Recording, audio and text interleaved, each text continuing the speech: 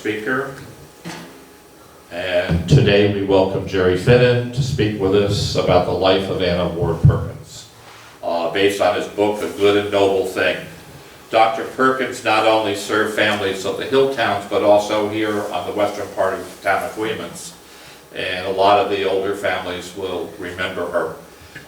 Jerry's a native of Rensselaerville. He attended Greenville High School, graduated from the University at Albany, and did his doctoral studies at Cornell University.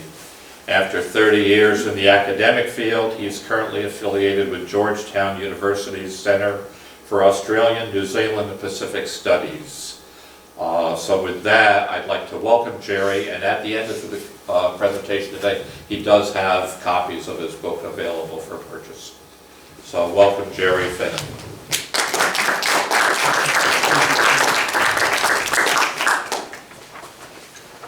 Well, good afternoon, everyone. We're talking about one of my favorite subjects today, so it won't be hard not to share the enthusiasm. I'd like to thank Joe and the Historical Society. It's my first time to be in this beautiful space for hosting this event. I should also mention the book was really the result of a lot of cooperation and assistance from the town of Rensselaerville Historical Society and the town of Westerville Historical Society. And without their assistance, it would have been a much more difficult task. Ravenna also made some real important contributions to this biography. In particular, my wife Dawn is from Ravenna, graduate of St. Patrick's Elementary School. During the time I was working on this, my late mother-in-law, Maureen O'Neill, was living with us. And you know, sometimes you get to a point where you've read a manuscript so many times silently that it just has to be read out loud in order to find the errors and problems with it. And I'll have to say that Maureen was so patient with me. She listened hour after hour, and she would say, you know, that's a little fuzzy, or that's a little unclear. It was really a great help to have her there. I should mention I have some relatives who have lived here for many years. Jack Ablett was a relative that I knew from the time I was about this big. And in my high school years, I'm still an active cyclist, but in my high school years I worked in a bike shop in Colony. And I can always remember this gentleman coming in with a little wooden basket full of mushrooms.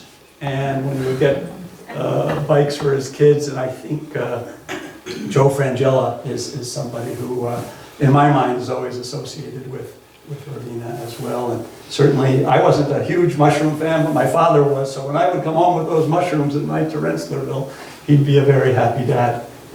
I guess I'd start out with why write a biography about a local person?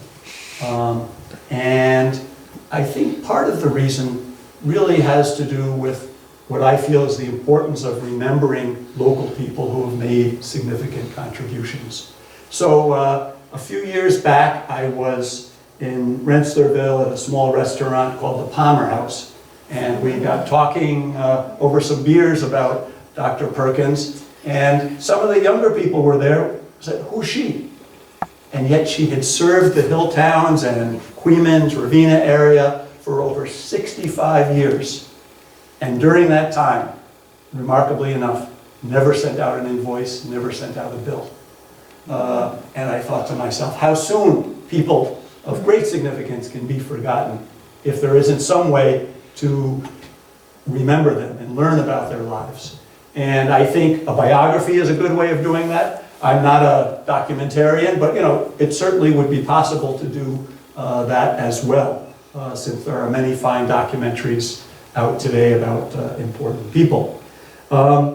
So I really found this to be a labor of love, you know, something that was uplifting. I don't know if I could write a biography about someone who I didn't admire. It's much easier to do that. On the other hand, there's always that danger that you're going to write something that doesn't truly reflect or capture the person.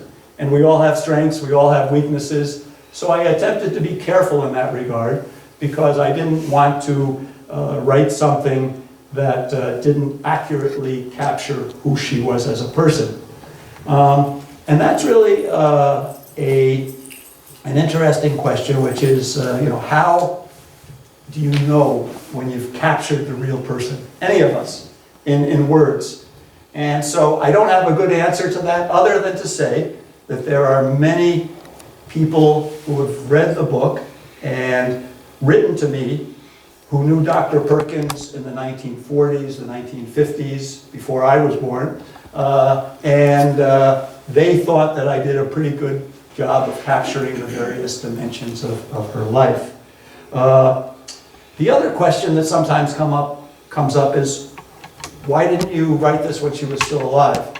And of course, I don't think, she died in 1993, so her life was 1899 to 1993.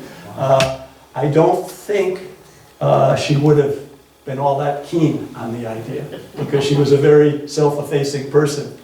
But I did recently hear someone on the radio being interviewed who wrote a biography of someone when they were alive, and then after they passed away, wrote an entirely different biography. So maybe multiple biographies would be helpful. But I spent 5 years just trying to uncover the layers and the intricacies of her life. One of the biggest questions in my mind, since she was our family physician for many years, but she was reluctant to talk about her youth. And I knew that she was a very singular individual, and I wanted to try to better understand what made her into the remarkable person that she was. And so I spent a lot of time working on the internet. I spent a lot of time looking at old digitized newspapers. But as Joe mentioned, I was teaching at the University of Hawaii for 30 years. And so it's kind of hard to be in Honolulu and researching the life of someone so many thousands of miles away. On the other hand, in this day and age, I'll have to say there's a lot that can be done. Old magazines with articles by her mother were part of it. The digitalized newspapers are essential because you can put in a person's last name and come up with all sorts of information that would be almost impossible to come up with if you were just using microfilm, like I did when I was in graduate school. So I subscribed to the Boston Globe. I don't normally keep up with Boston politics that much, but once you subscribe, you can use their archives. And so I was able to go back to the 1800s forward and get all sorts of interesting facts about the Perkins family. Her mother was from New York City, and so the New York Times archive, which is very good, goes back well over 100 years. They had a lot of information. And then the other thing that was really helpful was Amazon Books. So, I needed a history of Albany Medical Center. And I knew that wouldn't be available in the University of Hawaii library, but lo and behold, there was a used book on Amazon, the one and only history of Albany Medical Center. So I was able to, get that delivered for a reasonable price. And then, of course, telephone interviews were very essential. Some of you might know Bill Quackenbush in Greenville. He knew Dr. Perkins very well because he was a pharmacist for many, many years. And so I've known Bill for a long, long time. And he said, let me give you a list of people who I think you should interview, and I'll call them so they don't think you're some kind of scam artist. And so he called and paved the way so that when I called, many people had already written out some notes. Mrs. DiGiovanni in Greenville, for example, is a person who was very helpful with her recollections. And then the other thing I did was I did a bit of travel. So I went, she still had 2 nieces alive who were in their late 80s and early 90s. And so I went to Santa Barbara and to Santa Monica to interview those ladies over the course of several days. You couldn't do it all in just one day. So we'd talk through an afternoon, maybe into the evening, and then I'd go back and my mind would be racing and I'd have a list of 20 questions the next day. But that's where I got a lot of the family photos, for example. This photo. I don't think anyone in Westerlo had any childhood photos of Dr. Perkins. So it was fun in that regard. And of course, I was very interested in what her parents were like. And who in Westerlo or Rensselaerville would remember the parents, but these two nieces did. And so they had very good insights into the family dynamics, the lives of her siblings, and so that was also very helpful. And that's sort of how it came together.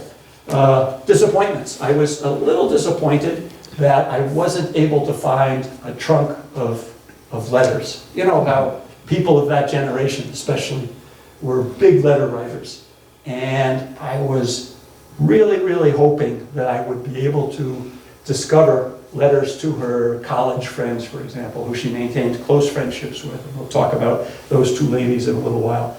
But what I did discover is that there were 60 letters from her year of studying in a convent school in England when she was 15 and 16 years old. And those were in the University of California Library at Santa Ana with the rest of the family's papers. So that was, you know, a good insight into what her thinking was back in those early days. And this was even before she thought about going into medicine. Well, maybe I can start out with just a little bit of the introduction. And this is a very personal experience I had with Dr. Perkins in Rensselaerville back in 1978.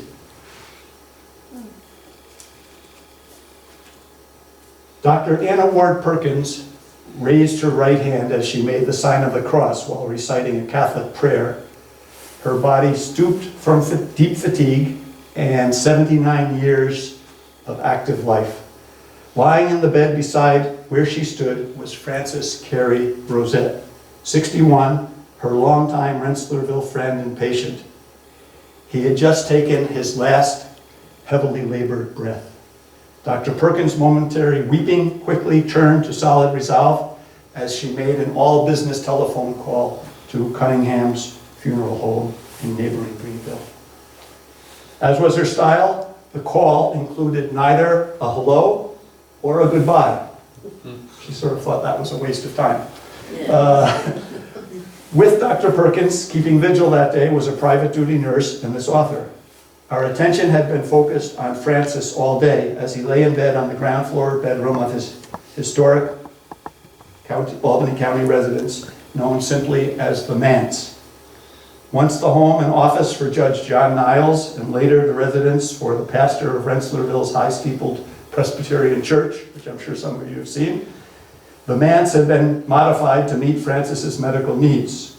Together with other friends and Rosette relatives, we had over 18 months coordinated Francis's palliative care as his cancer spread.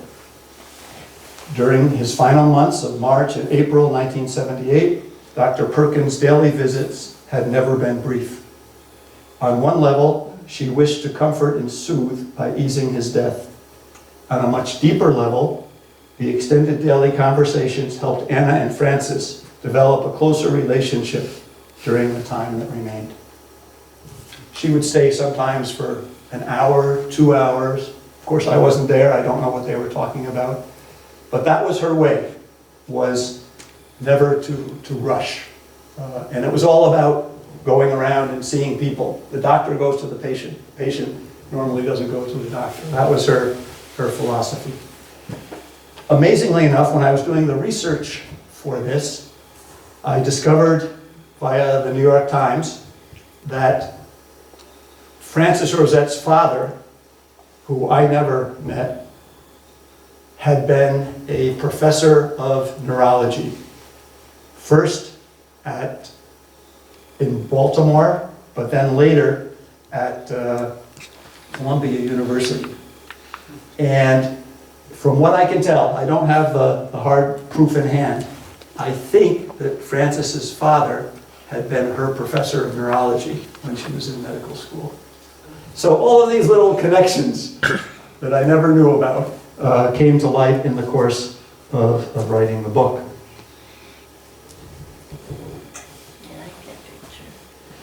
I thought it might be useful to just talk about her childhood. And I call this chapter The Young Aristocrat, because Dr. Perkins was from one of the most aristocratic families in America. Two of her relatives signed the Declaration of Independence.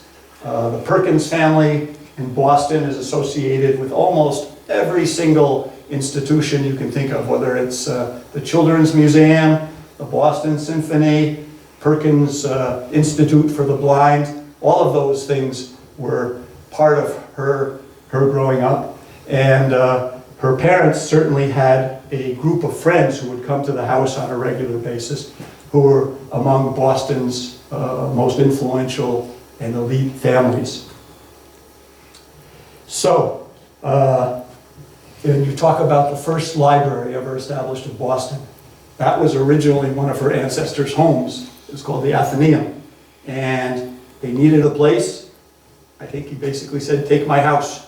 And it became Boston's private library. Harvard University, a very close association. They paid for buildings. This is all before Dr. Perkins was born. But she had one relative who was the treasurer of Harvard Corporation. It was just an incredible kind of experience to see how deeply embedded her family was in Boston society. I was reading another very old memoir about the experience of one of her relatives the day the Declaration of Independence was signed. And of course, the way they got the news out was they had someone go from corner to corner to corner. And this gentleman was about 8 years old at the time when he listened to this proclamation. So even my interest in American history was piqued by the research about Dr. Perkins. Well, as I mentioned earlier, her parentage was from Boston and New York. Her mother, Elizabeth Ward, was very much part of New York society. Her father, Perkins, was part of Boston's elite. And I thought she would have been born in Boston, but in fact, she was born in Newport, because that's where one of the family's summer homes was located. So I'll just show a few images at this point to give you a sense of things. So this is her namesake, Anna Ward. This is in Washington now. Anna Ward was a very forceful person. Her husband was close friends, Samuel Ward, was very close friends with Ralph Waldo Emerson. So you can see the kinds of circles that the family traveled in. And I think her mother and father both were very much aware of the family history and genealogy. And so that's how Anna Ward Perkins got her name. This was Anna Ward. This was Samuel Ward. And they also had a house over near Lenox, Massachusetts. And if you've ever been over there, I'm sure you're familiar with the musical facility in Lenox. And that was donated by their family. This is the home that Anna would visit when she was a very young girl in Lenox, Massachusetts, and spend time. Her mother as well. It was under construction the day I went over there, but when I asked the groundskeeper if this was the Ward residence, he was amazed that anybody remembered that name. She was a convert to Catholicism, but very active in the church in Lenox. And this is the Catholic Church as it looks today, St. Anne's, that she was very active in, and actually had a role in the construction of this building. This is the original Perkins Institute for the Blind. And before it was the Perkins Institute for the Blind, it was another small residence of the Perkins family. They're in a different location today, but you sort of get a sense of where she came from. They moved at some point to what was the countryside, an area of Boston known as Jamaica Plain. And there's a pond there, Jamaica Pond, and they bought land near that pond. This was one of the residences that eventually burnt down, but it was built, they had Pine Bank 1, Pine Bank 2, Pine Bank 3. This was built in 1848. This is the home, much more modest, but still not bad, that Anna grew up in. It was very close to the woods. The Jamaica, the pond that this house was located close to was actually the water system, the public water system for Boston at one point in time.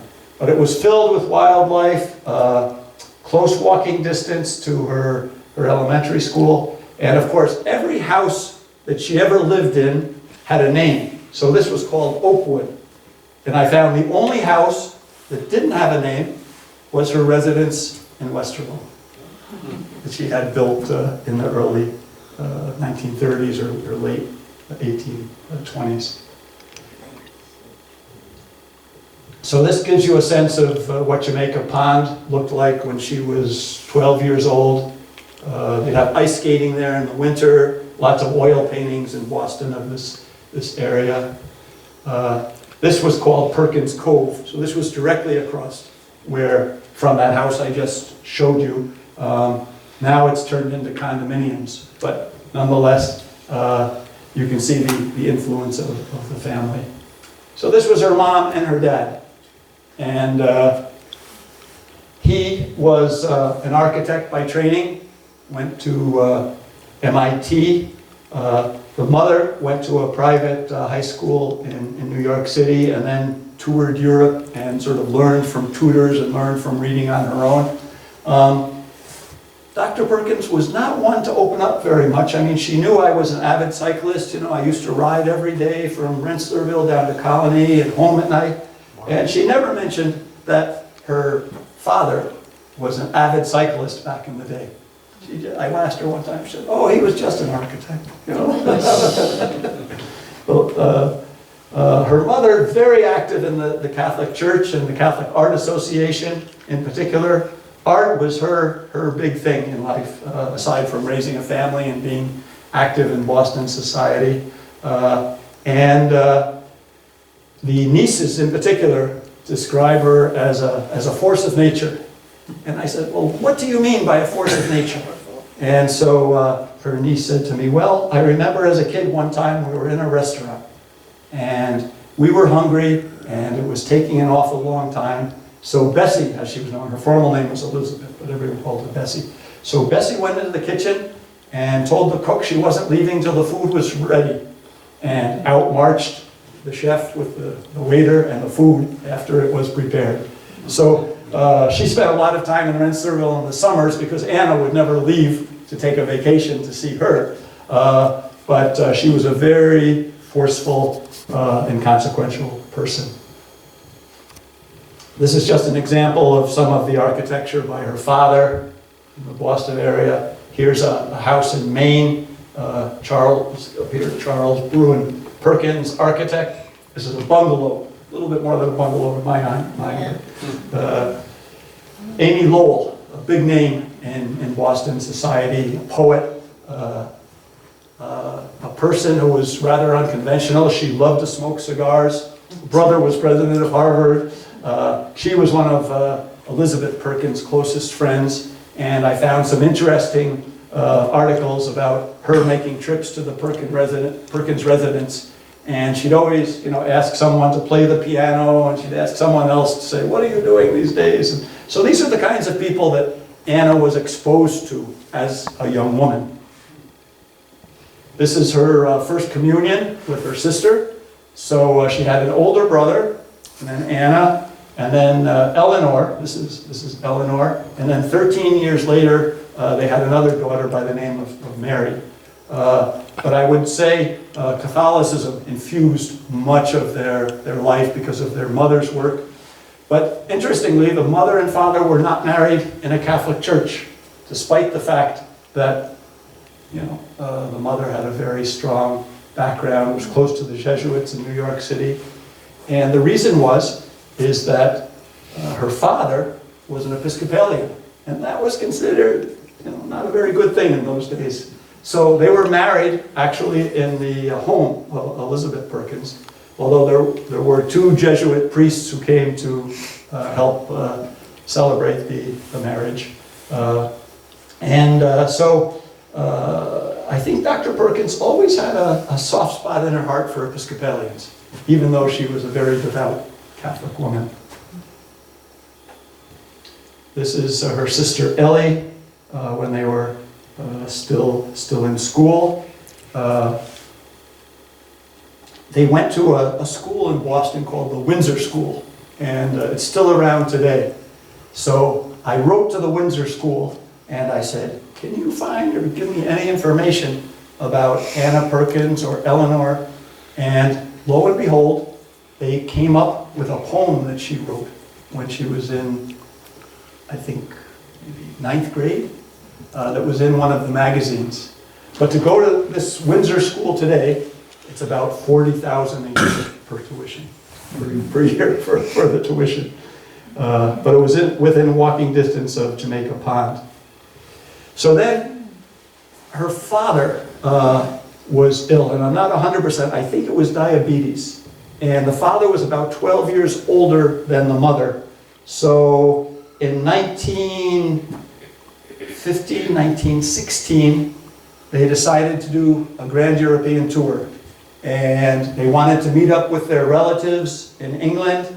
They wanted to have the experience for the 2 girls to go to a convent school. And the brother was going off to Cambridge, Francis was going off to Cambridge to study music theory. And so they got on this ship, and there were some really, really good letters that I found about the shipboard experience. Anna loved travel, she loved adventure, but one of the things that she got in trouble for from her mother was she had met some of the people working on the ship, and they had given her some chewing gum. And she had taken it and tried it, and lo and behold, her mother made it very clear, members of the Perkins family do not eat chewing gum. But she had a great time, and the baby went along, and they had a nursemaid along to help with that. The father stayed back for about 6 to 8 months, but eventually they made it to England and went to the 2 girls went to the Roehampton School. And this was a residential convent school run by French nuns. And that's where the letters really get interesting, because Anna seemed to relish the sort of Spartan nature of life there, the fact that they had to wear uniforms all the time, the fact that almost every second of the day was decided for them.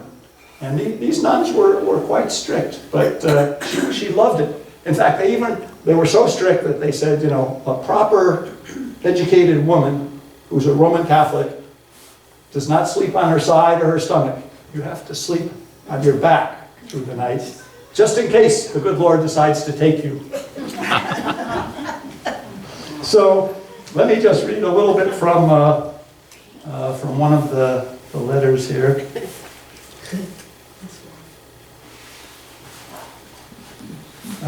So she's writing to her grandparents, who are back in their home called Nutwood, which is very close to Oakwood. And she writes, this is just a portion of the letter. Sometimes I waste time when I have an essay to write and I can't think of what to say, or when I just have a short time and I don't settle down. Then, of course, there are odd moments, waiting in line before meals, etc. I read a good deal of Lincoln then, but I usually take my knitting or something I have to learn. I forgot to say, we also have a sort of class on Sundays when we talk on any subject we choose. The last 2 or 3 days, there has been a dear little bird in the chapel during Mass. He sings with the choir, sitting on one of the palm trees near the altar or by one of the windows, and usually, when other people are quiet, he too, but not always. Oh, I am so glad to get a letter from you. So you can see she liked concrete things. And that was one of her biggest challenges in school, was to come up with ideas of something creative to write about. The other thing that came through time and again in these letters is she was very, very serious about Abraham Lincoln. You know, she was born long after he had died, but there were many people still alive who had known Lincoln, and she memorized his writings, she kept pictures of him, and even when she was a physician in Westerlo, there was a little sculpture of a modern sculpture of Lincoln that she kept in her office. And I know that she wasn't big on women getting the vote, but once suffrage was passed, she became an active voter. And so I went back to the Albany County Board of Elections records, and of course, because of her love for Lincoln, she was a lifelong Republican. Although never got involved directly in politics. I should also mention that she spent her summers in a place called Ogunquit, Maine. Ogunquit? You've ever been there? And there's a famous, very famous painter there by the name of Charles Woodbury. And there's a museum dedicated to him. So I was there with my wife Dawn, and we went there, and they had some old footage that had been colorized showing Charles Woodbury and Elizabeth Perkins holding their art classes during a summer session that they held in Ogunquit. So that was a big, big part of her mother's life, this collaboration with Woodbury.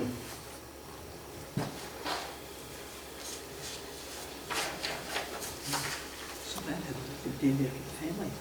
1917 through 1921, her college years. So she graduated from the Roehampton School in England, did most of her high school in Boston, but then had to decide where she wanted to go. And of course, even though her family had given large sums of money to Harvard, no women were allowed at that time. So there was an alternative, and that was the women's school associated with Harvard called Radcliffe.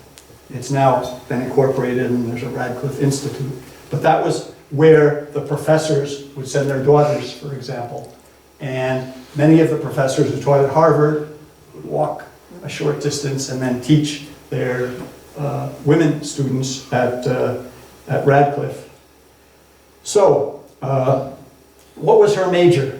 Well, here I think she was already starting to think about medicine or nursing or something along those lines, even though no one in her family had ever done anything remotely similar to that. So most of them went into the arts, they went into business, they went into music, but as a chemistry major, she thought that her prospects would be better after she graduated, even though it was a very rigorous course of study. But she wasn't narrow, you know, she wasn't a bookworm who never did anything else. In fact, this is just, I'm sorry to back up a little bit, this is a picture of the family when they were in England. So I was able to get the yearbook online, and I thought it was fascinating because, you know, Anna Ward Perkins, of course she lives on Perkins Street in Jamaica Plain, and born in Newport, but then after Sacred Heart Convent, went to Radcliffe. So I'll just read these in case the printing is too small. She was on the student council from 1920 to 21. She was on the college song committee. She was in the French club, which was very hard to get into, but I think they may have spoken French at home a lot. She was in the choral society from 1917 to 1921. Varsity hockey and a manager of the team. Class basketball for 4 years, captain of the team for 1 year. And then also was in a number of the theater productions. And what I found interesting about the theater productions is that women and men at that young age were not allowed to be on the stage at the same time.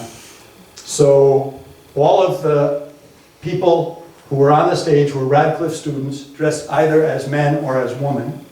And she was very consistently rated in the reviews in the Radcliffe student newspaper as one of the best actors. But here was another insight that I got early on. So, you know, you're supposed to come up with something that you think is important to say and captures some of who you are for the yearbook. And she said, our life is frittered away by detail. Simplicity, simplicity, simplicity. And that was what, for me, connected her to the Transcendentalist movement, to the fact that she thought that Emerson was very important.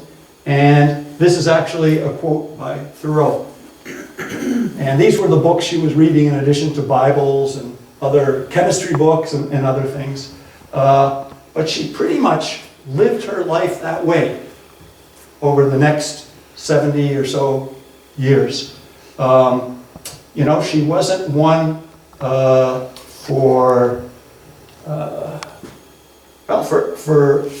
the details or the status and the prestige. When she never drove before she got to Westerlo, but once she got there and they became available, she bought a Jeep. And in the back of that Jeep, you know, four-wheel drive so she could get out for the emergency calls. She had almost like a small pharmacy. She had somebody build shelves in the back for her, so she would have all her supplies with her. But this quote was really very, very helpful in what I think was deciphering how she thought about the world. So, she graduates from, I should back up a minute. She made two very close friendships while she was at Radcliffe. One was Susan Noth, and she was actually from New York City, even though it says Bolton Landing. And then the other was Helen Tausig. That's what, when she used to come up to Rensselaerville and they'd go canoeing together, that's what Suzanne looked like. But her other close friend was Helen Tausig, who went on to establish the field of pediatric cardiology, even though she was very hard of hearing. She had a hearing problem from her early childhood days. So while they were at Radcliffe, Helen and Anna probably did one of the most radical things she did in her life, which was to take off for California for a year. So they took the train across the country, and Helen didn't want to go back and finish at Radcliffe because her father was a big name in the economics department at Harvard, and she liked the anonymity of being away from Boston society. Anna came back and graduated with Suzanne Langer, was her married name. Suzanne went on to be a world-renowned philosopher who even to this day is studied in Europe and other places. Very dense material. But what I found fascinating in looking into the lives of these two friends of hers was how much it told me about Anna. And what it really got down to was this. She loved people who walked to the beat of a different drum. She didn't look for friendships of people who were like her, either in terms of status or in terms of education or even deeply held beliefs. And the reason I can say that with some confidence is because as pious and holy a woman as Anna Perkins was, in my view, her closest friend, let me just go back for a minute, Suzanne, was an atheist. She didn't believe there was a God. And yet they maintained that friendship.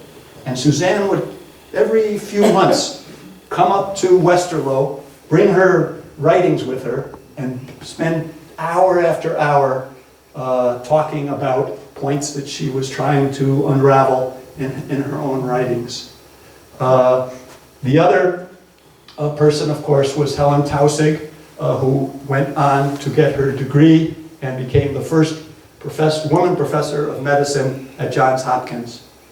And she was a person who thought that under certain circumstances, abortion should be allowed. Not all circumstances, but under certain confined circumstances. And certainly Anna Perkins was one who was very, very clear about the fact that all life, not just human life, but all life is sacred. Now let me just give a contemporary example. When I was young, there were a lot of people in Rensselaerville who were really into deer hunting. You know, opening day used to be, nobody went to school. I mean, it was a big deal. Well, she was also someone who would never turn away a patient, but she hated deer hunting. She didn't hate deer hunters. And so when she would see people out in the field, she would stop her Jeep and just lay on the horn for an extended period of time. Sometimes she would go into the field and tell people to stop hunting. And there were people I interviewed in the course of this book who were so in awe and so respectful of that point of view that they would remove the mounts from their living room before she came to see them when they were sick, just so that she wouldn't be upset by that. Now obviously she wouldn't turn around and walk out the door if they were still there, but you can see the dynamic there and the fact that people could still hold her in the highest esteem, and yet she had certain set views about things, like hunting. There was another guy who I got a great story from, who did installation of furnaces and air conditioning systems and so forth, but mostly furnaces. And one day, he got something in his ear when he was going through a crawl space, putting in some ductwork. And he tried as hard as he could to keep working, but it kept fluttering inside his inner ear. And so, you know, he knocked his head on the side, tried everything. Finally, he said, I've got to go see Doc Perkins. So he drives over to Westerlo, and she's not even open for her evening office hours, but she happened to be there. This is Kenny Bryan, if any of you know Kenny, passed away not too long ago. And so she gets her little, I think it's called an otoscope, where you look inside the ear, and there's that little flashlight, and she sees this thing fluttering around. So she gets some tweezers, gets in there, grabs it, and gets it out. And he's greatly relieved. But what shocked Kenny was the fact that she didn't take a tissue. She just held it gently, walked to the door, opened it, let it go. So her reverence for life was just incredible. This is a image, not a very good one obviously, of her brother Francis, who she held in very, very high regard. He went on to become a music critic for the New York Herald Tribune. His hobby was studying Portuguese folk music. And he married very late in life. He married an actress. Anna didn't see too much of him because the relatives had to come to her. She wouldn't leave, even though he was just in New York City. And she knew New York City very well because she had gone to Columbia University and lived with Francis when she first started in medical school. And that, of course, was because Harvard wouldn't let women in to study medicine back then. So she was one of 10 women. But anyway, when he died, by that time she wasn't driving long distances, and she was never a very good driver. She hated driving, but she had to do it. Anyway, she got a driver and went down to New York City for the funeral mass, and the family was having a little get-together afterwards. But as soon as the mass was ended, she was out the door of St. Patrick's, into the car, and back up to Westerlo so she could do her evening hours. So it's not that she neglected her family, but she just had a certain focus and purpose in life. And she wasn't a big one for social life. She didn't hate it, but on the other hand, she knew where her priorities were. This is the youngest sister, Mary, another very interesting person. So 13 years age difference between Anna and Mary. And Mary, unlike Francis, Eleanor became a violinist, in California. And then Mary came along, and she graduated from university and couldn't figure out what to do. And that was very unusual for a member of the Perkins family. She knew she had to do something. She didn't want to walk in the footsteps of her older siblings. So she took a secretarial job, which was not something Perkins did very often, but it was at a publishing house that published Catholic materials, Catholic books.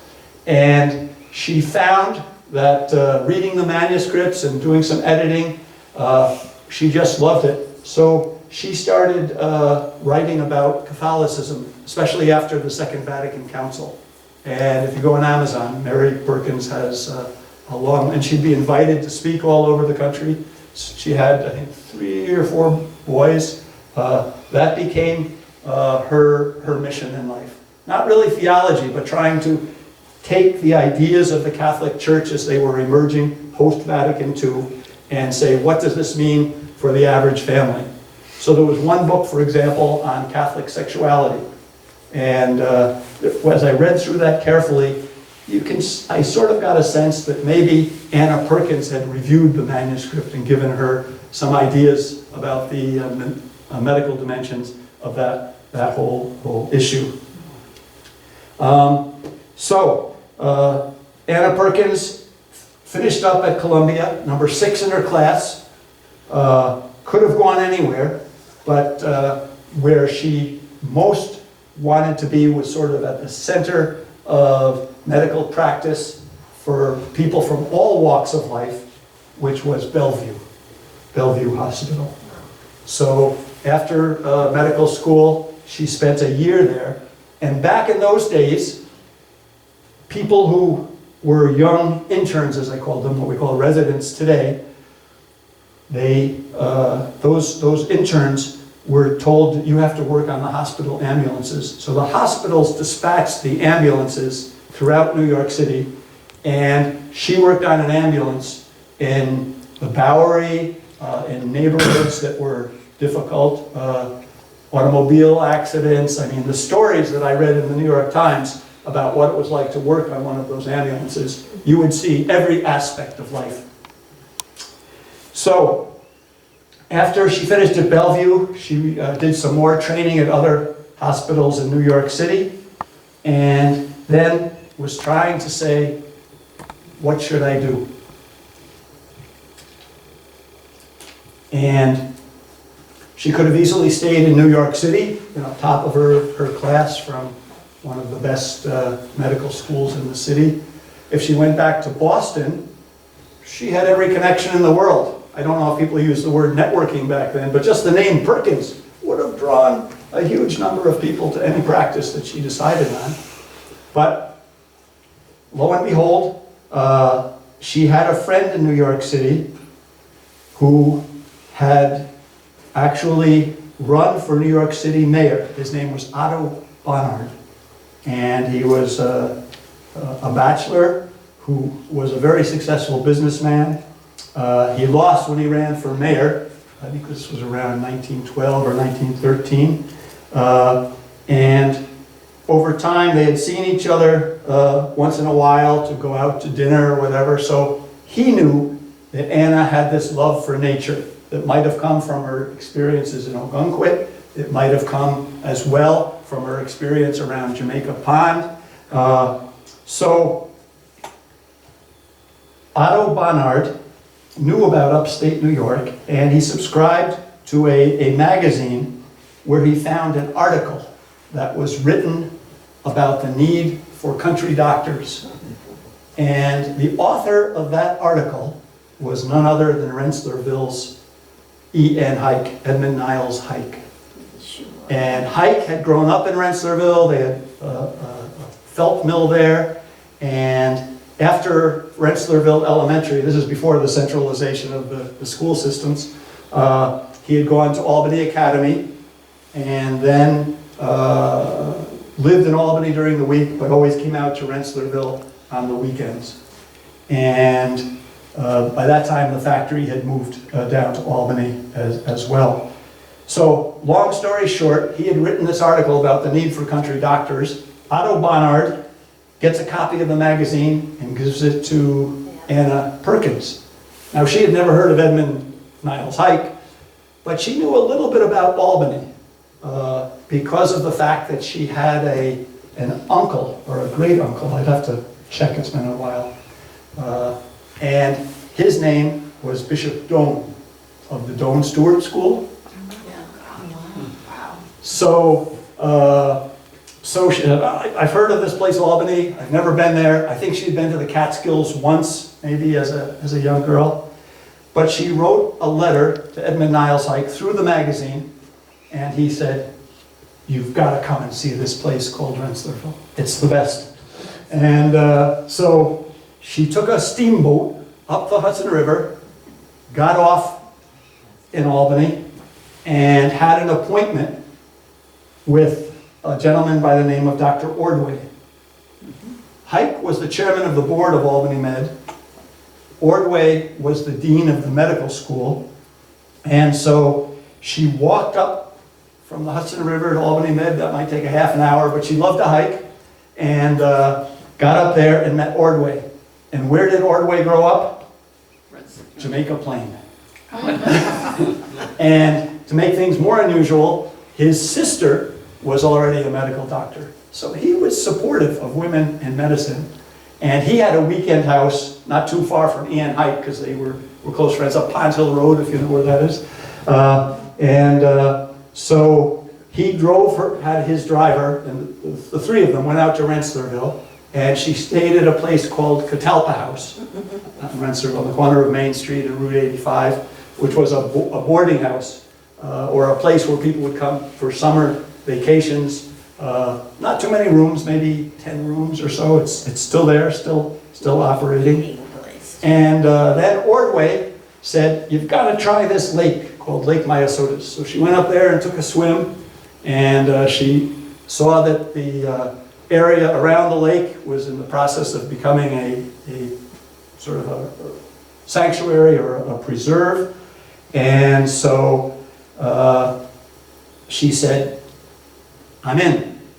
So she went back down to New York City, realized that she'd be doing a lot of childbirths and obstetrics work, and so she took some additional courses and came back and decided that she was going to live in Westerlo.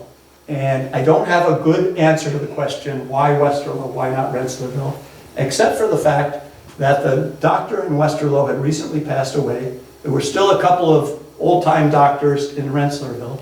So maybe she felt she could do more in Westerlo and still serve Rensselaerville, or maybe she felt that it was a better place to be geographically. But in any event, she rented a room from a family in Westerlo, and within a couple of days was personally putting a sign up, Anna Ward Perkins, MD, general practice.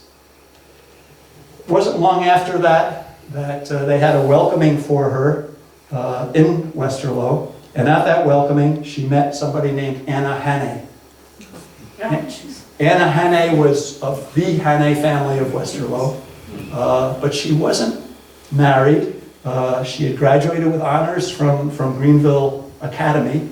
And Anna, of course, didn't know her way around, didn't know how to drive yet. She had a driver in Boston, or then when she was in New York City, of course, she would find her way on the subway. So Anna Hannay became her driver and confidant for the next 40 years. So here's a picture of Ian Hike. This still hangs. There's a Hike auditorium if you're ever in the old part of Albany Medical Center. And there's a picture of Hike on one side of the entry to the Hike auditorium, and then a picture of Ordway on the other side. That's what Ordway looked like as a young man. He actually came over from Harvard Medical School to be head of Bender Laboratory back in the day, and then moved over to Albany Medical College.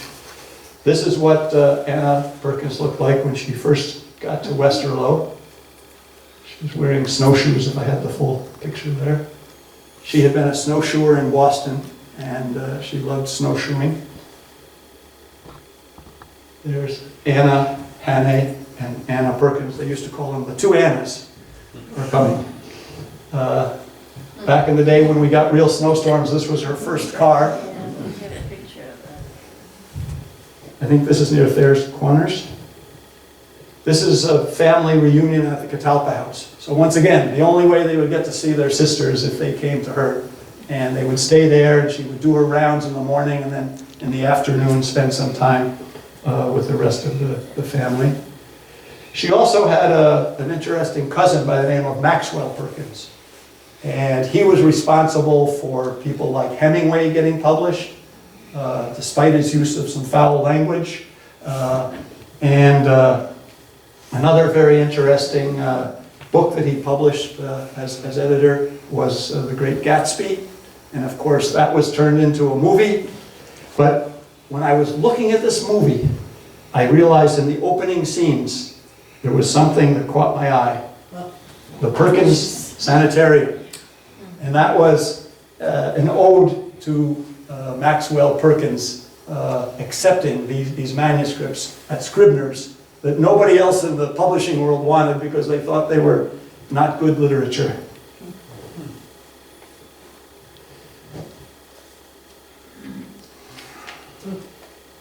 So, she practiced, this is the one connection she kept with Boston was this nephew.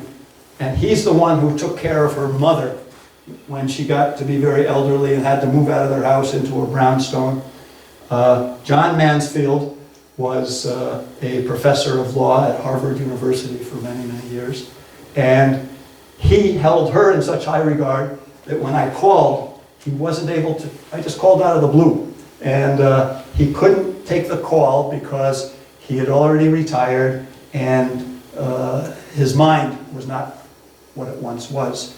But when he was about 70 years old, he had married this very nice lady from South America, and she got on the phone and said, "Oh, Anna Perkins is one of his heroes, and sure, we'll connect you with his sisters out in California."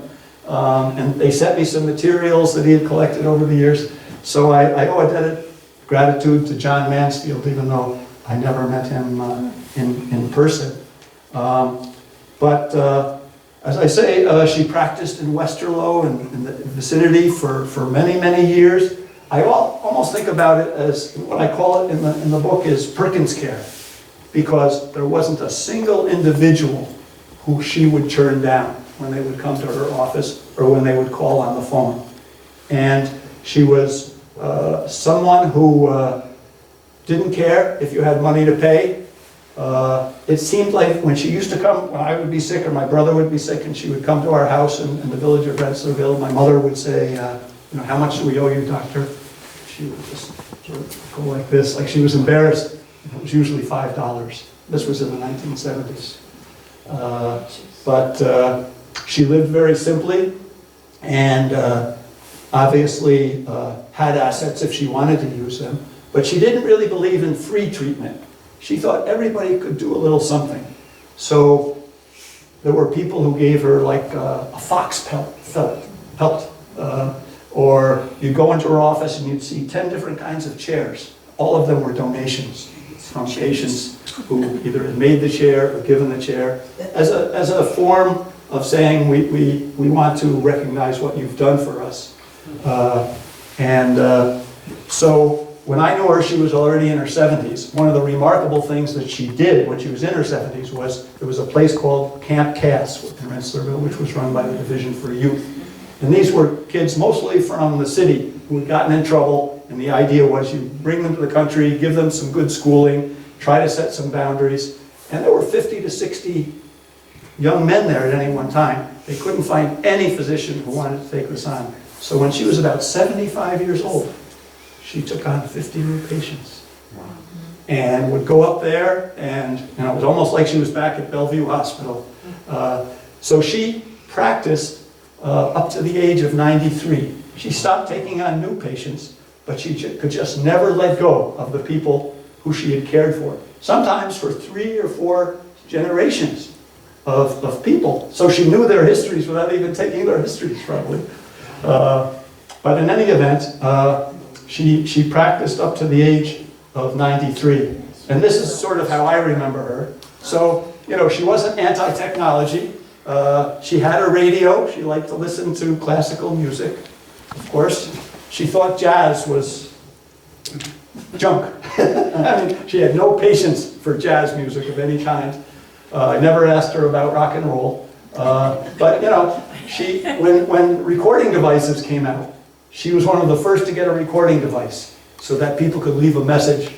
And what she would often do is on the recording say, this is Dr. Perkins. I will be in Rensselaerville this morning at 9 a.m. I'm going to the Finnans. I'm going to the Kuhars. I'm going to the Austins. And so what you could do if you wanted her to stop at the house was call that family and say, can you ask Dr. Perkins to stop by while she's in the village?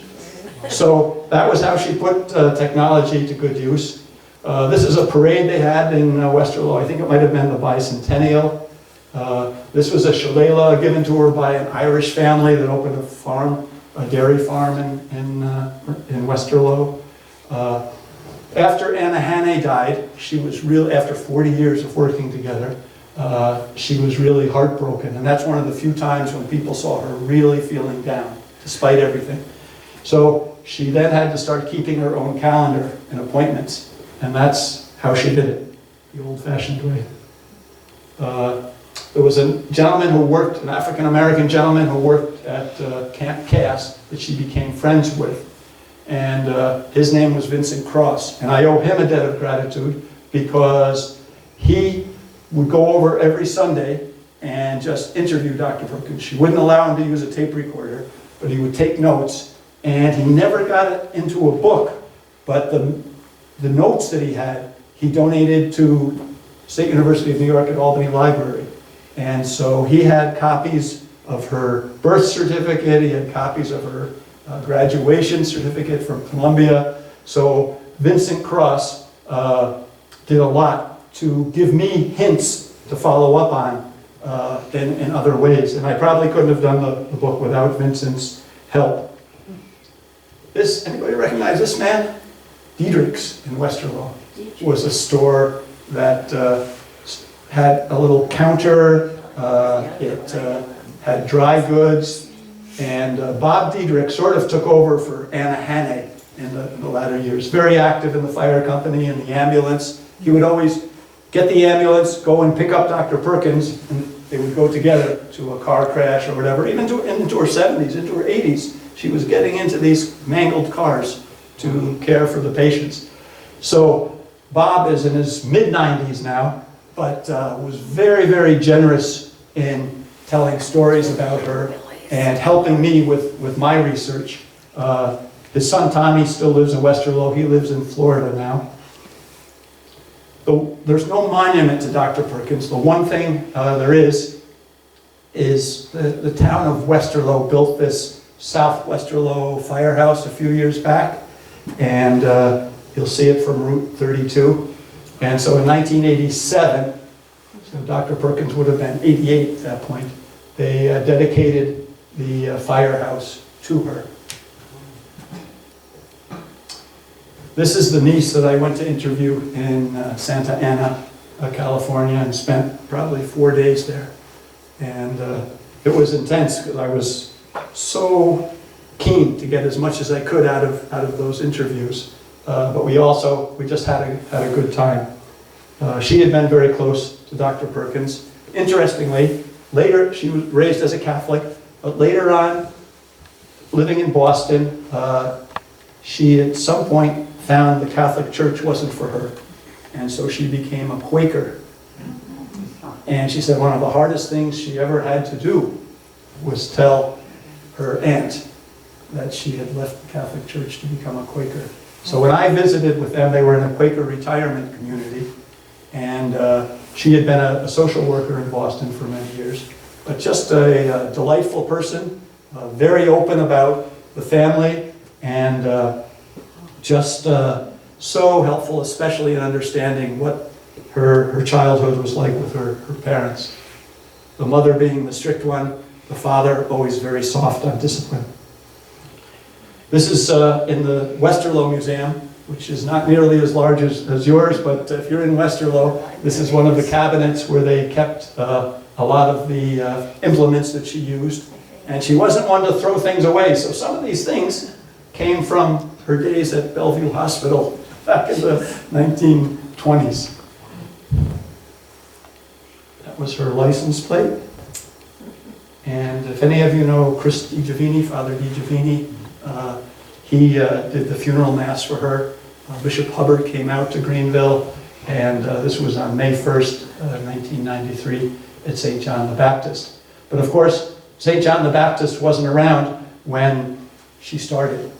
So a nice way of concluding is just to say that Ravenna was the heart of her world for two reasons in her early days. One was St. Patrick's. Second, McCulloch's Pharmacy. There was no other pharmacy to be found unless she wanted to go all the way into Albany. So those were the two things she would come here for on a regular basis. And I think she had a soft spot in her heart for Ravenna because she had a number of patients in Greenville as well as down this way. So I think that's it. If we still have time for questions, that would be wonderful. And I thank you for being so attentive and so... I assume on Quonset there's the Marginal Way and then there's Perkin Cove. I assume that came from the family? Yes. Their name? Yes. So they had a big tract of land on the pond at one point, going back into the 1800s. And my impression is that different families would just get a small slice of that land and they'd build a residence. So her grandparents were within walking distance. She had some other relatives who had homes there. That's a very upscale part of Boston today, of course. But for Anna Perkins, the center of the world, the greatest place in the world was this area. You know, she just never regretted it for a minute. She loved everything about it. When she would go around to do see her patients, she would often have her binoculars stop in the middle of the road. I talked to Gene Giffen, a former state trooper, and he said, you know, it's lucky that she survived. Number one, she was a terrible driver. She'd go through stop signs all the time because her mind was occupied with different things. And secondly, when she saw something interesting in the middle of the road, she would just slam on the brakes, roll down the window, and look. And it didn't matter what else was going on. She wanted to see those birds. She was a really, really knowledgeable person about ornithology. But I think this says something else interesting. When I was going off to Peace Corps, she wrote a recommendation for me. And I think that was very helpful in getting into the U.S. Peace Corps. Then when I wanted to go to Cornell, she also was very helpful with a letter of recommendation. But Cornell has this huge ornithology program. I wasn't going into that. But she never suggested, oh, you might want to check out the ornithology lab because it's one of the best in the world. And so she wasn't like that, you know, to tell other people what to do. She had her thing, bird watching. She had a few friends that she would do it with. That was, I think, the result of all those years growing up in Jamaica Plain and being part of nature. Any other questions? That quote about simplicity and detail, I found that curious. Being a chemistry major, wouldn't you be interested in detail? I got Yeah, I think the kind of detail that she was not interested in were things like material goods, like clothes, shoes. Yeah. She felt bad every year because she didn't like to spend hours writing out Christmas cards, you know. But if you called her at 3 in the morning, she'd be there by 3:15. And I think with chemistry, she may, and I'm just speculating here, she may have seen chemistry as the study of nature. And there was no amount of detail regarding nature that she wasn't interested in. So when it came to birds, for example, you know, the coloration that changes during the seasons, the calls, the sounds, all of that kind of stuff she was really into. And she was also into keeping abreast of what was going on in medicine. So every Thursday, she would go down to Albany Medical Center and do the grand rounds with the residents. And then she would see her patients while she was there. And so to the extent possible, she thought continuing education was a really important thing. Early on, she went, like 1929, 1930, she left for a couple of weeks to take an intensive course in New York City on obstetrics. And at that time, people were still very uncertain about this idea of a lady doctor. In fact, some men said, I'd rather die before I'll go see a woman doctor. And when she left, you know, the telephone lines then were shared. And there were people saying, what nerve does she have to come here when she hasn't even finished her education yet? Even though she had graduated at the top of her class and was just doing continuing education. But over time, you know, she won people over, and she was very supportive of another woman doctor who came to Bern after she had been practicing for 25 years. This would have been in the 1950s, Dr. Marjorie Gary. And they got along very, very well and worked like hand in glove together. And of course, she knew all of the specialists in Albany, and so when she would call, and you know, they would put her patients in immediately to see a specialist. Wow. Yes, Were you please. saying she became a Quaker or her niece? Her niece. But it's interesting, so at some point in time, St. John's in Greenville started having masses at the Episcopal Church in Rensselaerville, because there was no Catholic church in Rensselaerville. So when the Episcopal Mass finished, the Catholic Mass would begin. And she loved going to both.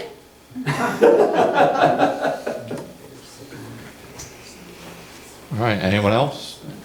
She was my family doctor for like 20 years until I was 20. And there were a couple really good stories. One, a family member had hepatitis B and had been to different specialists and no one could figure out what was wrong with the family member.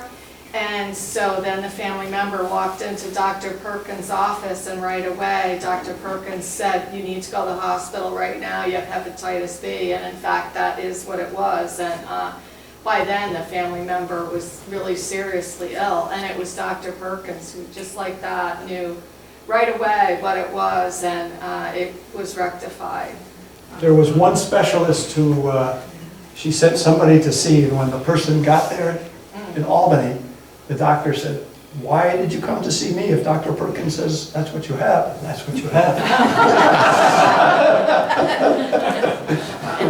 So, you know, you'd have to talk to a physician who's probably in his or her 80s now to find someone who knew her personally.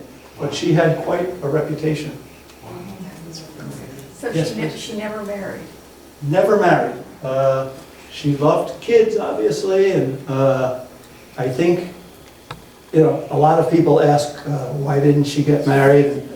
I didn't find any evidence that she ever dated.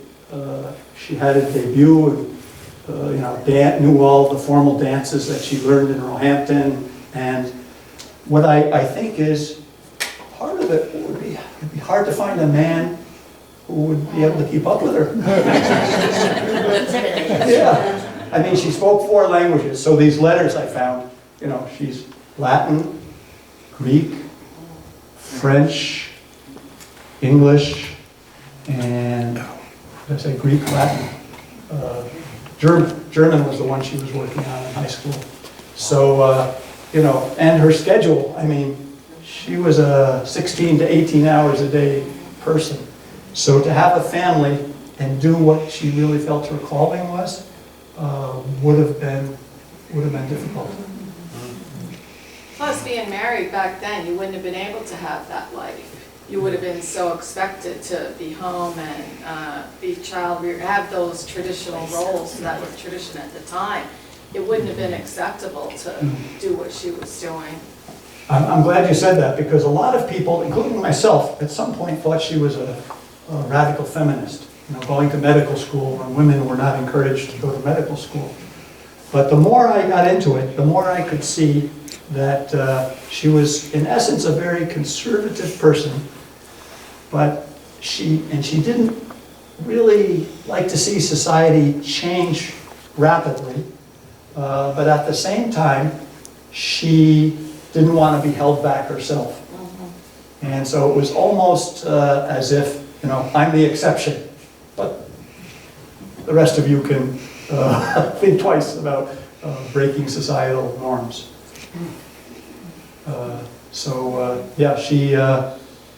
She encouraged people to go to medical school, and women in particular, and that was one of the reasons she agreed to these interviews that Mr. Cross did with her on Sunday afternoons, because she wanted to describe what her life was like so that maybe others would be encouraged to do the same.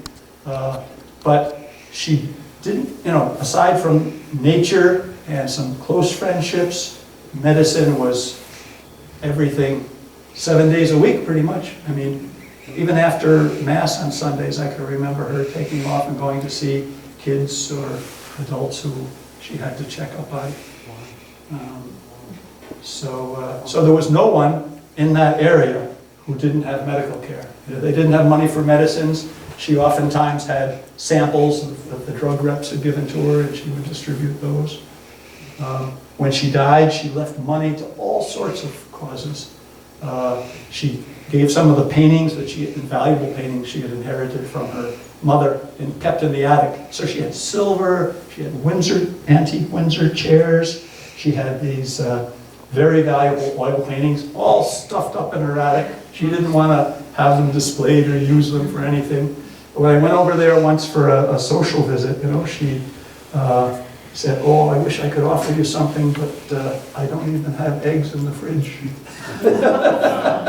So, that idea of simplicity. And she would, not a formal eater. She didn't. So Suzanne Langer believed every day you should get up, you should set your table for breakfast, set it again for lunch, set it for dinner. Very much prim and proper by the book. Dr. Perkins would stop by at Catalpa House, eat some burnt toast, and be on her way. That was her lifestyle. She also wanted to go to restaurants. All right, thank you, Jerry, for the wonderful talk. If you want to learn more, Jerry has copies of the book available. See him after the meeting. Thank you very much. Thank you, Walton.